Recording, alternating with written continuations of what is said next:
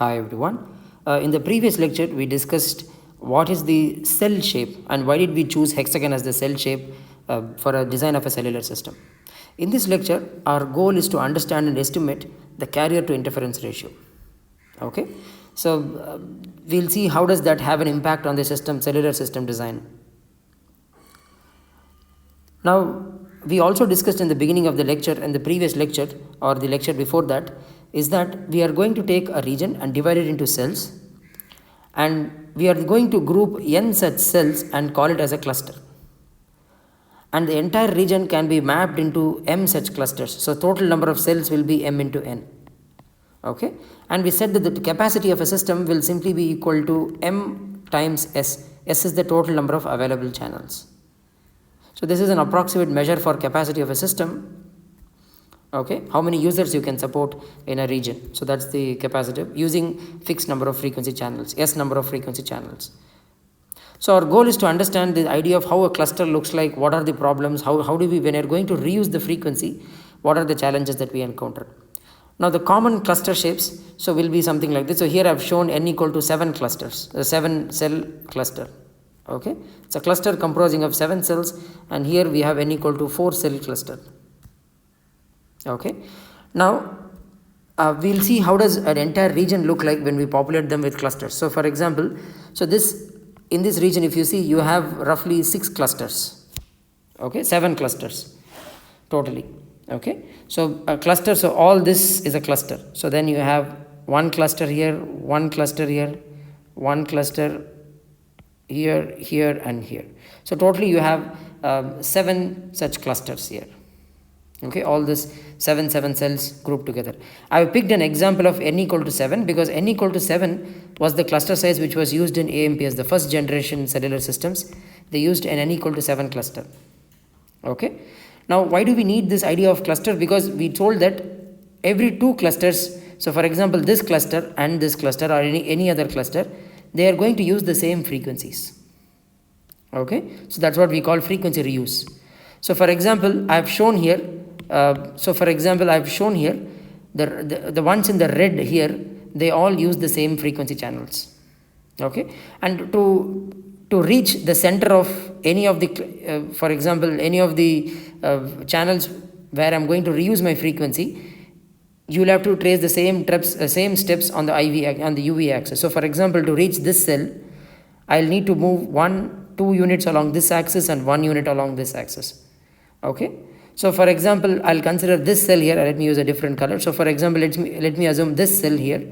If I want to find the interferer for if I want to find the other cell which is going to use the same frequency, I have to move 2 units along this axis and 1 unit along this axis. Okay, so that's the nearest neighbor and who is going to use the same frequency as this. Now this way we will later see how to estimate it in more detail, but right now all I'm trying to show is that the cells in red will all be using the same carrier frequencies for transmitting.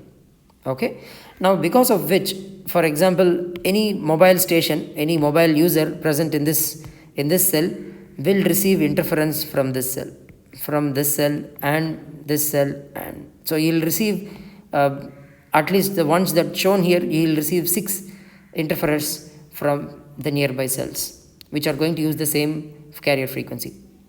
Now here I'll define a very important term called as co-channel interferers. So there are 2 kinds of interferers present in wireless systems, especially cellular systems. Not wireless but cellular systems. One is co-channel interference, which means, for example, let's say the user is in this cell, so I'll call it cell number 1. A user is going to transmit in a frequency f1 using a carrier frequency f1. The same frequency f1 can also be used by a cell here. Okay, so he is actually transmitting, the user or the base station in this region is transmitting energy in the same frequency as this base station 1. Okay, so let me call base station 1 here and base station 2 here. Both of them are transmitting in the same frequency. So the cell phone here will receive an interfering signal from here. So similarly, a cell phone in the base station 2, in the cell 2, will also receive interference from base station 1. It can also receive interference from it. It's a mutual phenomenon. Both of them will experience interference. Okay.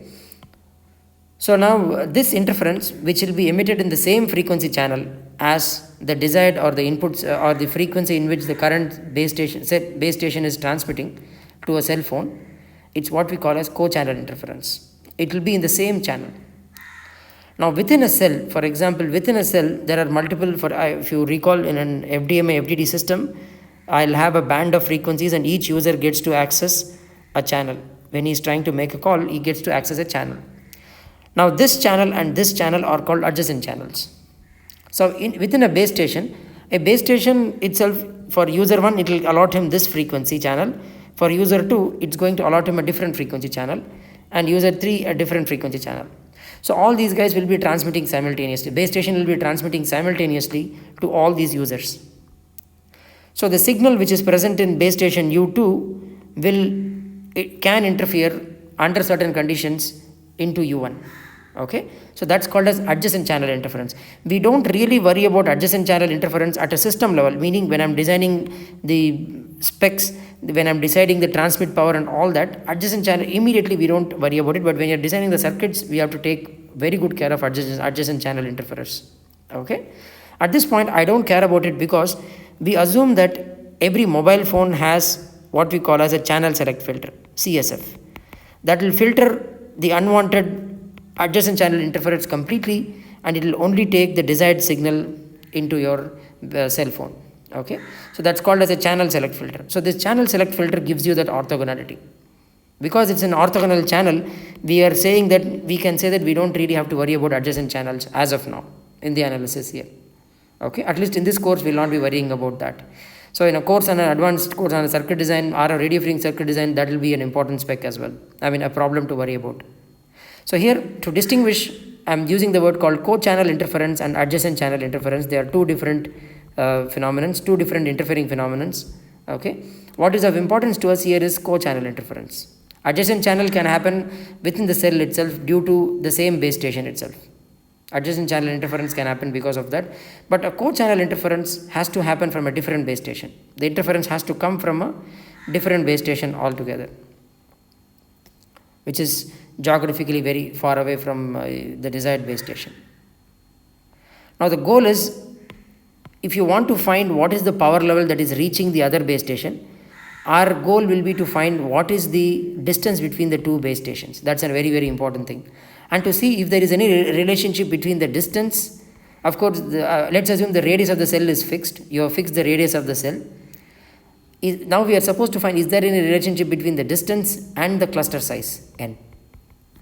Okay, so obviously if you see, if I increase my cluster size, let's say I'm going to increase my cluster size, I'm going to go for a larger cluster, then the next reuse channel will be somewhere else, it will not be here. Okay, so in that case we can see that the distance is increasing. If I increase cluster size, the distance is also increasing. Later we will see how to exactly quantify it probably in the course of this lecture. Okay, so that's what I mentioned here. Adjacent channel interferer can be filtered out. Okay, it's still an orthogonal frequency to the desired frequency, so it really isn't a concern. But co-channel interferer is a very big concern. Now the goal is to estimate co-channel interferers. Now before we go about it, we have to first, let's come back and understand the clusters. What are the possible cluster size values? What are the possible cluster sizes? Okay, so that's something we are supposed to find out. So to find this, what you can do is, I've shown an example for n equal to 7 here. Okay, it's easier to interpret it for n equal to 7. So in n equal to 7 cluster, the way in which you find what should be the cluster size, there is a very simple proof for it. In fact, that I'll give the final result, which is the cluster size can be I square plus j square plus ij, where I is, so what does this I and j stand for here? They stand for the I units. For example, if I'm moving I units along u axis and j units along v axis, then I will reach the co-channel cell. Okay, so that's I and j here. So I and j here means the distance that a person or a cell phone or a person has to travel between two base stations along the u and v axis. Okay, I and j units are measured in the uv axis. So here to find, how do we find the cluster size? So let's say we take the two cells here and then draw a line which will be here, it's not really perpendicular. I should actually draw a line perpendicular to this, and similarly I have to draw a line. So in fact, if you see this, there are 6 interfering cells on all the 6 directions, right? It's a hexagon, so you will actually have 6 interfering directions. Along each axis, if you draw a line perpendicular to it, you will form a bigger hexagon. Okay, you will form a bigger hexagon. Now if you recall, I am going to draw a line which will bisect this line, so therefore the distance of this line is going to be d by 2. Okay, if you recall from our previous analysis, the distance between the two centers, so similarly we can draw a bigger hexagon here as well. We will actually get a bigger hexagon here as well. I can actually get a bigger hexagon here as well. Okay, I think it's not shown, I have not shown it properly, but yeah, you can actually draw a bigger hexagon here as well. Okay, now this d, the distance between this d now is the distance between the two bigger hexagons. Okay, and now we know already the distance between the two cells d is simply root of I square plus j square plus ij. That is your distance d. Now we need to find, we already know relationship between the radius of this cell and the distance between the two bigger hexagons, radius of the bigger hexagon. That again I can say R1 is simply d by root 3, where d is the distance between the two reused cells, the cells which are using the same frequency for transmitting. Okay, so then I have a relationship there, and I know the smaller cell radius, and that is going to be r itself. Okay, r is the smaller cell radius. Now we also know what is d. D is nothing but root of I square plus j square plus ij, because you know you have to move I units along u axis and j units along v axis to reach the center of the other cell. Okay, so then that is your distance d.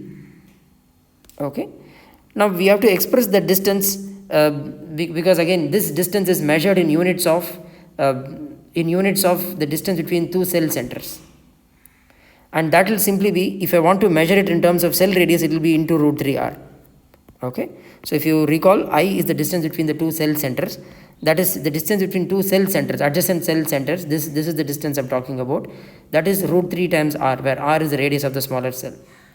Okay, so root 3r, and you substitute the result in d, and now we know the radius of the bigger cell and we know the radius of the smaller cell. So you just have to say pi r1 square is the radius, so the radius of the bigger cell is going to be 6 root 3 by 4 r1 square divided by 6 root 3 by 4 small r square. So it will be simply r1 square by r square, and you get this result. Now this is a very interesting result because it tells us that the cluster size n cannot be anything arbitrary. Okay, it has to, because of, see here this cluster size limitation is coming, I mean the fixed values of cluster size is coming entirely because of the hexagonal assumption. We have assumed it's a hexagonal shape, so that's why we are only getting fixed cluster sizes. Okay, so it has to be, cluster size values has to obey this relationship, where I and j are integers here. I can go from 0, 1, 2, 3 so on, and j can also go from 0, 1, 2, 3 and so on. So the possible cluster sizes are 1, 3, 4, 7, 9, 12. You can verify it and find it. So if I and j are 1, you get 3. If I equals 1 and j equals 0, you get 1. And j equal to 1 and I equal to 0, again you get a cluster size of 1. Okay, 1 and 1, if I assume I and j are 1 and 1, you get a cluster size of 3. If I assume I as 0 and j as I as 2 and j as 0, you get a cluster size of 4. Okay, so you get fixed cluster sizes. So we get a very interesting result for the cluster size in hexagonal cell representation. Now we will now relate the distance between the two cells, which is of great importance to us, because that will help us in understanding what is the interference. Okay, so the distance between the two frequency cells, two cells which are going to use the same frequency. You know, this is one cell in a cluster, this is another cell in a cluster. This distance d between the centers of the two clusters is what we are interested in. Okay, in terms of r, that d turned out to be root of I square plus j square plus ij times root 3r. We already saw this result. So D upon R, now I'm going to take the ratio of D by R and call it the channel co-channel reuse factor, Q. Okay, that is equal to root of 3n. So this tells us a very interesting result. So if I increase my cluster size, if my cluster size is increased with fixing the cell radius, I'm going to fix my cell radius and increase the cluster size. Okay, if I fix my cell radius and increase the cluster size, then D will increase. The distance between the two clusters is going to increase. So that should sound obvious because you're going to have more clusters, more cells in a single cluster. So these 2 points where I'm going to reduce the frequency, they'll move apart. Okay, that because there will be more cells will be coming in between them. Okay, so now this is a very interesting result about channel reuse ratio, co-channel reuse ratio Q D by R. What happens if I have a large reuse ratio, meaning your cluster size is large? If your cluster size is large, cell radius is fixed here, which means a given area, I have to have fewer number of such clusters. M will reduce, right? The product of M into N is fixed. The M into N is the total number of cells in any region. You have divided this. If you fix the cell radius, then the number of cells is fixed. That is simply M into N. Now, if you are increasing M, that is a cluster size, then you have to reduce M. So if you reduce M, your capacity C is actually equal to M times S. S is fixed, M is reducing, so therefore your capacity will reduce. The number of users you can support will reduce with a given channel. Okay, so it will help us. I mean, if I go for a higher, later we'll see how does the channel reuse ratio or the ratio D by R and the cluster size determine your carrier to interference ratio as well. At this point, you should just understand one factor. If I increase my reuse factor or if I increase my cluster size, then I'm going to lose out on capacity. Capacity is going to reduce. Okay, increasing N will go for a reduced capacity. Now, how do you find interferers in a wireless, especially in hexagonal cluster based system? So what you need to do is that now we already know, if you know the cluster size N, then we will know the values of I and J, the corresponding values of I and J. So for one value of I and J, you just fix with one value of I. Just for example, I will take N equal to, I have taken 7 here, N equal to 7. So there are two values which will satisfy this, I equal to 2, J equal to 1, or I equal to 1 and J equal to 2. Okay. Both these values will actually satisfy, both these values will actually give you, will help you in finding, you can choose either one of them, I equal to 1 and J equal to 2, either one of them as as the U and V coordinate points, and try to find the interfering base stations. Okay, so for example, I can take I equal to 2 and J equal to 1 here. So this is I is the units along, this is U axis and this is V axis. Okay, so I have to move 2 units along the I axis and 1 unit along the J axis. Okay, see, understand, I'm traversing from base station center to base station center. So which means the best way to traverse from base station center to center is through sides, through one of the sides here. Okay, and since there are 6 sides, you can expect 6 nearest interfering base stations. So these are called tier 1 interferers. So they are called tier 1 interferers and they are the closest to your base station. And because of the hexagonal geometry, we assume there are going to be 6 tier 1 base stations which will radiate in the same frequency. So if I move 2 units here, 1 unit here, I get this. So similarly, I'm going to move 2 units here and 1 unit here. On all directions, I'm going to move the same way. I'm going to move 2 units, 1 here, and 2 units here, 2 units in this direction and 1 in this direction, 2 here and 1 here. So if you see all the regions shown in red, I was able to reach them by just moving along I and J units along the U and V axis. Okay, so this is the way you find the interferer. And we also know this distance, the distance between the center to center is something we are already aware of, how to find it. Okay, in terms of I and J, we are already aware of that. Now we come to the actual important problem, which is the carrier to interference ratio. Now let's say we have a mobile phone which is at the edge of the base station. okay, as a edge of a cell.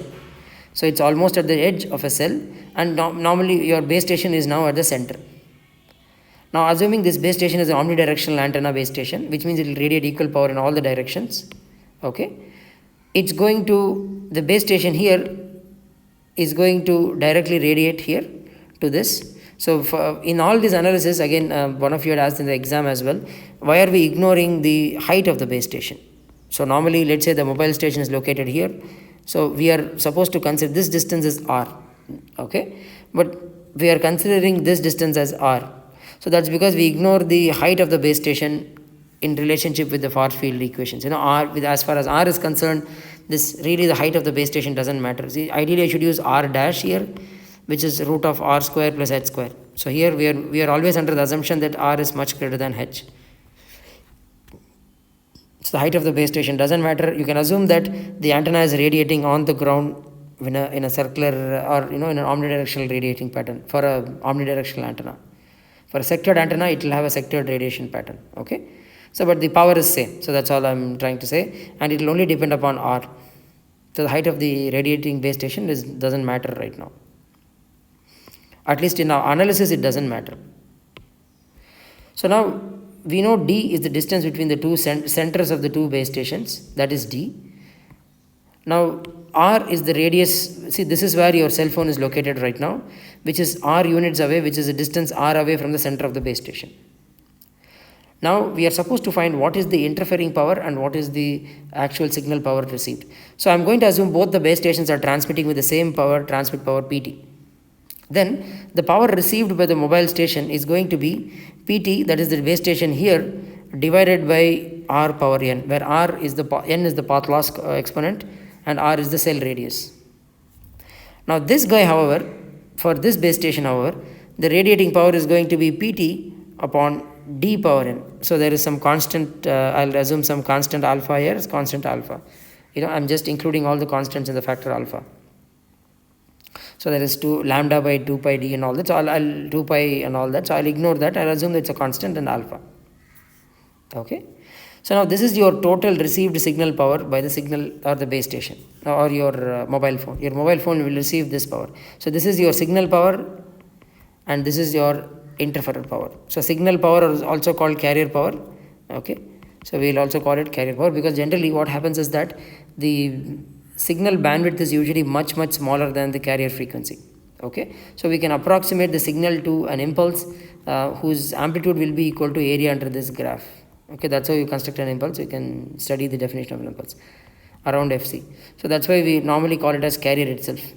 Okay, so the carrier power is simply given by alpha Pt by r power n, and interferer power is alpha Pt by d power n. Now our goal is to find d in terms of, see, what we are aware of is capital T. We know how to measure it in terms of channel cluster ratio and all that, and cell radius is again a given fixed parameter. Okay, and we know how to express d in terms of r, or the cell cluster size n. Now our goal is to find small d. To find small d, what we can do is we need to use parallelogram law of vectors. So we know r, we need d, we know d. So we can simply say the relationship between d and r is simply going to be, see, for example, d. So the unknown variable here is this. So the angle between r and d here is theta. Okay, and we are supposed to find this distance shown in red here. So the relationship I'm going to use is d square is r square plus d square minus 2rd cos theta, where theta is the angle here, this angle that I've shown here. For the large values of r d, when your d is much greater than r, you can assume the theta is very close to 0. So you will get cos of theta is 1. So you will get d minus r the whole square, and d will be equal to d minus r. I can make this approximation. Now using this approximation, I'll try to compute the interferer power that is received by the mobile station. So d power n, where d is capital D, so the received power we assumed alpha Pt by r power n, some d power n, okay, and that small d is simply d minus r whole power n. And the carrier power, the signal power that is received will be alpha. See here, c is a constant here. Okay, I have assumed alpha, so this is I've used alpha as an explanation. Signal power received will be Pt by r power n, where r is the cell radius. Now if I take the ratio of the carrier power to the interferer power, so that will be your P, a signal power by the interferer power, you will get this. So d minus r whole power n, d minus r by r the whole power n, n is the path loss exponent. So then you get d minus r, d by r minus 1 whole power n, and we know d by r is root of 3n. We just derived it a few moments ago. So now we have derived a relationship between the cluster size n and the carrier to interference ratio. So this is what we have been waiting for. So what is the cluster size that a user has to go for? That is not clear. So for that we need to do this analysis. Okay. So the carrier to interference ratio has a direct relationship with path loss exponent and the cluster size. Now the thing is that if I want to increase the carrier to interference ratio, if I want to increase it, there are two ways from this equation I can see. One, of course, increasing the cluster size, keeping the cell radius constant, r is fixed now. I am going to increase the cluster size, so that will make the other channel go far away from the desired channel. Okay, so which means your interfering power will also reduce. That's the advantage. The other thing that I can do is to increase the path loss exponent. So because if I increase the path loss exponent, it is square of it is some higher order, n is, so you should understand n is greater than 2. So if this result root of 3n minus 1 is greater than 1, which is normally the case, then we are going to have this value will increase with an increasing value of n. Okay, so it tells you that higher path loss actually is helping you out in carrier to interference ratio, and that should make sense because of course the problem with carrier to interference ratio is that your own signal gets decayed down, but some other signal is getting decayed much more than yours. So that's why you're getting the saving. Okay. Now the question is again, this problem is something that I've discussed in the class, so you can actually go through that. So what do I do in this problem is that we start with a carrier to interference ratio is given to us, okay, which is 18 dB, with the margin is also given 15 dB. You have to add the two margins, so you get the carrier to interference power with margin. Okay, from that you are supposed to find the cluster size and reuse distance and all that. So I'll use this expression here. It's assumed there is only one interfering base station, so the carrier to interference power will be the ratio of d minus r by this, and from that you can actually compute d by r, from which we can actually compute root of 3n, from which we can actually compute the value of n. Okay, now you have to choose the value of n has to be the nearest integer satisfying this criterion. Okay, the minimum value of n should be chosen such that it has to at least satisfy this criterion. So from this you will actually get n greater than 19.8. okay, and the nearest cluster size for that is 21, permissible cluster size. So for different values of i's and j's you can generate different cluster sizes, and the nearest value which satisfies this condition is 21. 20 doesn't satisfy, so we pick 21. Okay, so you can go through the problem. I have uploaded the slides as well. You can go through that. Okay, the next problem is interference limited versus noise limited. So we just derived a procedure by which we can calculate the carrier to interference ratio. Okay, and we also know how to calculate carrier to noise power. If you know the path loss exponent, then we know the received power with some constant times transmit power and the path loss exponent, and the distance between the two base stations, we will know what is the received power at the mobile station. Okay, and similarly we can also find what is carrier to noise ratio or signal to noise ratio. That is nothing but it's actually signal power divided by noise power, and signal power received power is alpha into the transmit power divided by r power n. Okay, where n is the path loss exponent. That divided by Pn, which is your noise power, will give you the carrier to noise ratio. Okay, now this is a very interesting result can be seen from this equation, is that if I increase my path loss exponent, your carrier to interference ratio is increasing, C by I is increasing, but your problem is your C by N is reducing. Okay, one more thing with path loss exponent is that it is not under our control. It is under the control of the reality. It's in a real life situation. It's what nature offers or what the reality offers is what we have to live with. Okay, N is not something we can easily play around with. Okay, the path loss exponent is something we don't have control over. But the problem is that a higher path loss exponent, we might get very good carrier to interference ratio, but it is going to ruin the carrier to noise ratio because the received signal power is going to reduce significantly. Okay, so that is the problem with having a higher path loss exponent. You will end up losing. It looks like it's actually really beneficial to have a higher path loss exponent, but it's not the case because your carrier to noise ratio will increase. Okay, so that's the main problem of interference versus noise limited systems and cellular communications. Okay, so in the next lecture we will go a little bit more deeper into estimating the interference power, and in fact I'll wind up all the lectures today itself, all the meaning till trunking. So we'll very quickly start trunking. I think I've already delayed it now, so today I'll finish off all the basics that we need to finish, and we'll quickly go to trunking today itself.